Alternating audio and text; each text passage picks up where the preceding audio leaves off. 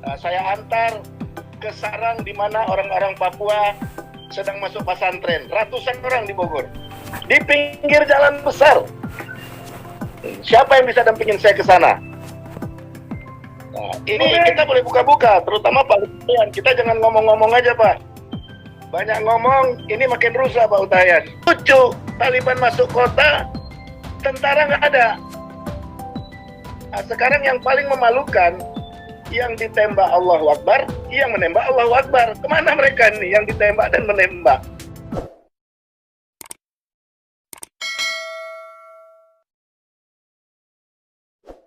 Kita ini dulu, kita sambung dulu ya, biar panas sedikit. Pak Putih, silakan. Mikrofonnya Pak Putih. Oke. Selamat malam semua. Saya mau mengawali ini propaganda global ya. Propaganda global. Kalau saya pakai begini, ada yang ingat nggak? Nah, ada yang ingat nggak yang sudah dihukum mati di Indonesia? Imam Samudra sama Amrozi. Kirain Jack Sparrow, Pak. Jadi ini mereka alumni sana, Pak, Afghanistan. Nah, jadi banyak yang tidak tahu, tahun 99 itu ada lobby karena terpuruknya Taliban. Taliban mendekati keluarga besar Dodi Al-Fayed di Inggris, penguasa tambang emas di wilayah pergunungan. Tapi mereka dihantar oleh Adnan Khashoggi. Jadi tahun 99 itu kartel opium itu terafiliasi dengan Taliban. Jadi sejak tahun 2000 kemudian mereka membuat satu lobby ke pemerintahan Afghanistan. Jadi TNI-nya atau bukan TNI ya, tentaranya itu asal bertindak selalu terjebak dengan HAM. Dibuat berbagai perundang-undangan. Seperti yang dibahas oleh Pak Bonto kemarin, semua diundang-undangkan, Begitu tentaranya mau melakukan aksi, membalas trik-trik dari tentara Taliban, mereka kena HAM. Tapi begitu orang-orang Taliban membantai atau menyerbu ke pemerintahan, fine-fine aja.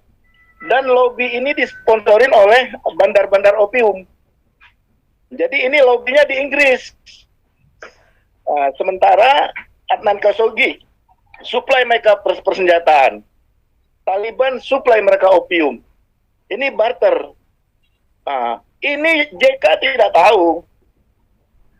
Akhirnya terjebak kan. Saya rindu ya ada yang mau ikut saya nih. Saya antar ke sarang di mana orang-orang Papua sedang masuk pesantren. Ratusan orang di Bogor. Di pinggir jalan besar. Siapa yang bisa dampingin saya ke sana? Nah, ini kita boleh buka-buka, terutama Pak Utayan. Kita jangan ngomong-ngomong aja, Pak. Banyak ngomong, ini makin rusak, Pak Utayan. Di Bogor, di pinggir jalan besar, Jalan Raya Bogor, Pak. 90% di dalam itu orang Papua. Ini Chaplin masa nggak ngerti? Atau jangan-jangan Chaplin yang memodalin? Jadi saya beginilah.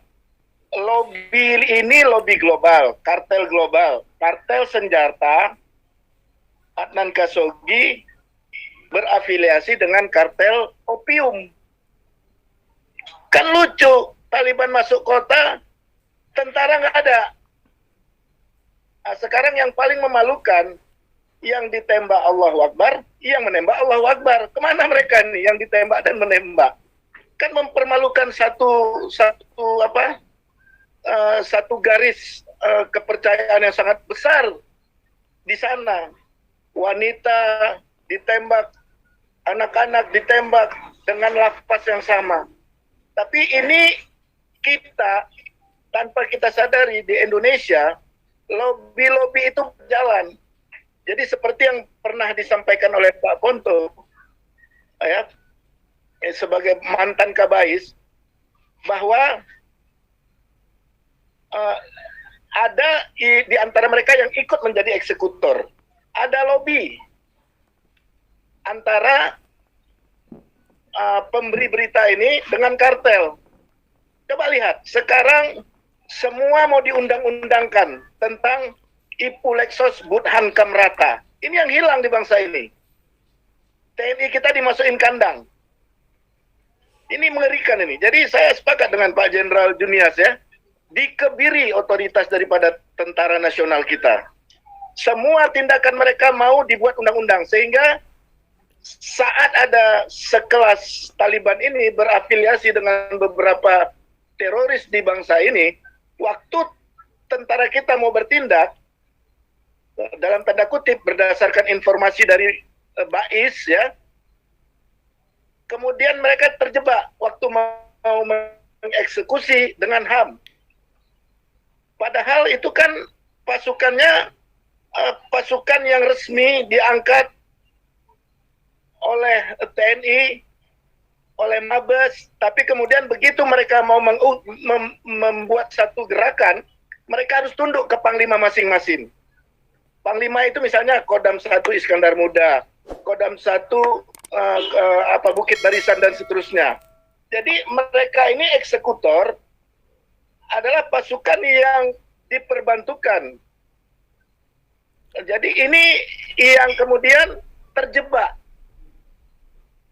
dengan kepentingan-kepentingan berdasarkan kepentingan sponsor. Jadi tidak mungkin sekelas Bais kita atau BIN tidak mampu menganalisa apa yang terjadi di sana, di Papua misalnya, di Poso misalnya ya. Terlalu gampang menganalisa itu. Karena apa? Waktu di Aceh mereka berhasil. Waktu di Papua mereka berhasil, tapi itu di zaman Soeharto. Nah, di zaman Habibie kemari, ini luntur. Karena apa? Mereka mulai melobi kebalikannya. Yang dilobi bukan lagi aparat kita. Bukan lagi partai-partai politik kita. Ini harus hati-hati nih. Undang-undang yang sekarang sedang diciptakan untuk melemahkan aparatur penegak Ipulexos Budhan Kamrata kita. Nah, ini harus hati-hati. Taliban itu dari 99. Ya, beberapa hari yang lalu mereka berhasil. Cuman berapa tahun? Mereka punya dana besar. Karena apa? Terafiliasinya kartel narkoba dengan kartel senjata yang perdagangan gelap senjata. Tapi di Indonesia, sadar nggak sadar, senjata banyak beredar loh. Nah, di mana polisi sekarang? Karena itu otoritas dan polisi. Tapi kemudian waktu ada masuk senjata yang mengataskan satu lembaga, tentara kebakaran jenggot. Karena apa? Yang dimasukkan senjata berat. Itu bukan domainnya polisi. Nah, tapi kalau seandainya itu lolos, wah ini mengerikan. Makanya bagi saya, Pak Ferdinand, yang paling penting partai-partai yang ada ini mengerti bahwa politik identitas itu sangat berbahaya. Sangat berbahaya. Apalagi saat kemarin Pak Jenderal Untoh paparkan dengan warna-warna itu saya mungkin menurut Pak Fauzan ya paham. Tapi mereka mainnya di politik identitas, cipta kondisi. Semua yang terjadi itu mereka yang ciptakan. Tapi eksekutornya bukan pasukan yang seharusnya melakukan. Karena pemberi berita ternyata punya kekuatan. Karena dipersenjatain. Saya teringat tahun 2018 akhir sampai 2019 ya. Di Jalan Ampera Raya. Ini baru terjadi nih. Ada apa saat itu? Kita tahulah semua gaung politik yang sedang terjadi.